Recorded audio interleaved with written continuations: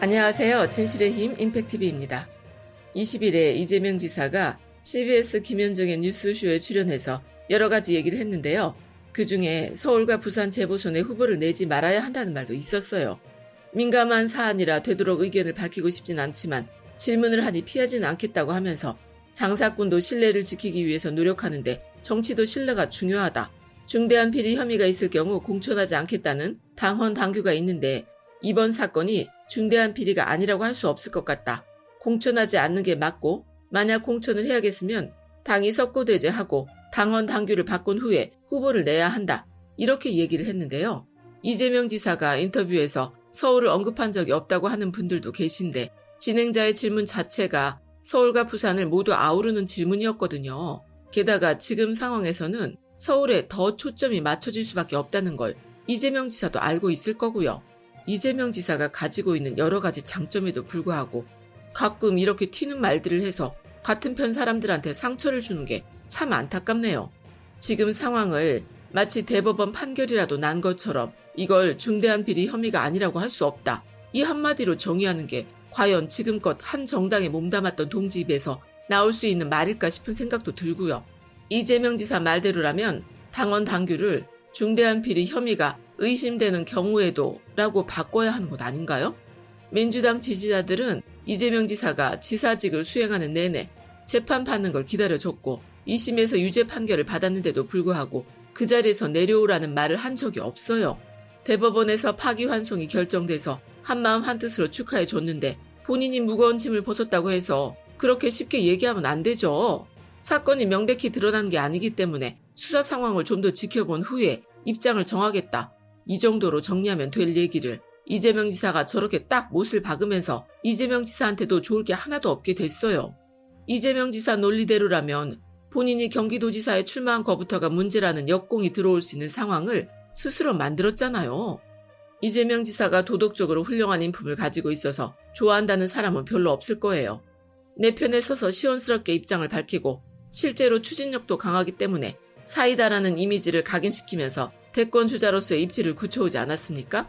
이번 발언은 본인에겐 한없이 관대하면서 남의 일에만 엄격하다는 얘기를 듣기에 딱 좋은 시점에 나온 말인데다가 같은 편이라는 연대의식에 금을 가게 만들 수도 있어요.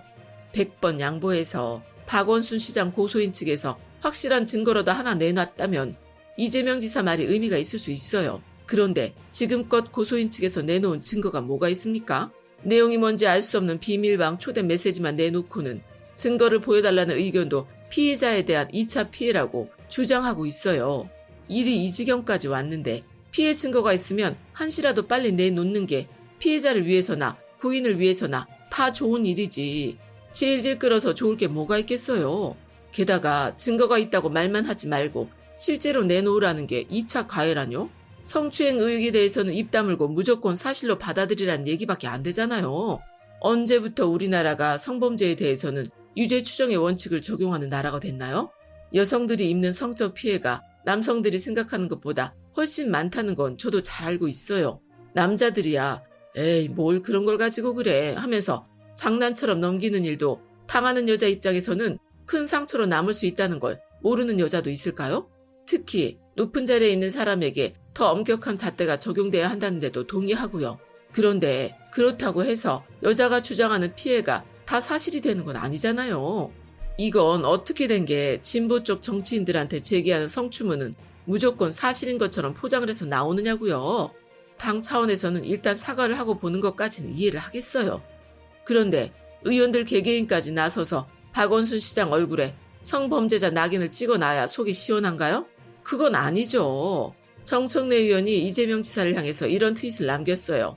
정치는 타이밍이 예술이라고 하는데 혼자 멋있기 운동은 적절치 않아 보인다고 말이죠. 이재명 지사가 대권을 바라보는 만큼 이런 부분은 앞으로도 각별히 조심을 해야죠. 이재명 지사 발언에 저는 두 가지 문제점이 있다고 생각하는데요. 한 가지는 앞에서도 말씀드렸지만 확실한 증거도 내놓지 못하는 상황에서 의혹이 제기된 것만으로 박원순 시장을 죄인처럼 몰고 가는 건 박원순 시장을 안타까워하는 지지자들 가슴에도 상처를 남기는 일이라는 거고요. 또 한 가지는 정치는 상대가 있다는 점이에요. 민주당에서 후보를 안 내면 끝이 아니라 누가 당선될지도 생각해 봐야 하잖아요. 안 그래도 보궐선거에 후보를 내게 되면 그게 적합하네 적합하지 않네를 두고 상대 후보랑 싸워야 할 게 눈에 뻔히 보이는 상황 아닙니까? 그 상대 후보는 미통당 후보일 가능성이 크고요. 지금 서울이랑 부산에 보궐 후보를 내진 말자는 건 대한민국 1, 2도시를 고스란히 미통당에 갖다 바치자는 것밖에 안 되죠. 심지어 서울은 문재인 정부의 부동산 정책에 필연적으로 영향을 끼칠 수밖에 없는 곳이에요. 벌써부터 그린벨트를 푸네 안 푸네 하고 말들이 많은데 미통당에서 서울시장이 된다고 생각해 보세요.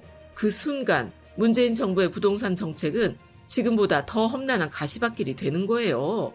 자칫 잘못하면 정권의 레임덕을 불러올 수 있는 큰 사안을 두고 뒷짐지고 에헴하면서 양반 노름할 때가 아니라고요. 이재명 지사가 이런 상황을 모르지 않을 텐데 저런 말을 하니까 정청래 의원도 혼자 멋있기 운동은 적절하지 않다. 이렇게 얘기를 하는 거고요. 이재명 지사가 유력한 대권 후보가 아니라면 이런 얘기 할 필요도 없죠. 리얼미터가 차기 대권 선호도 조사를 발표했는데 이재명 지사가 18.7%를 얻으면서 23.3%를 기록한 이낙연 전 총리를 바짝 따라 붙었더라고요. 지난번 조사했을 때 이낙연 전 총리가 30.8%, 이재명 지사가 15.6%였으니까 민주당의 악재를 이낙연 전 총리가 모두 끌어안고 지지율이 떨어진 데 반해서 이재명 지사는 대법원 승소를 등에 업고 상승세를 탄 거예요.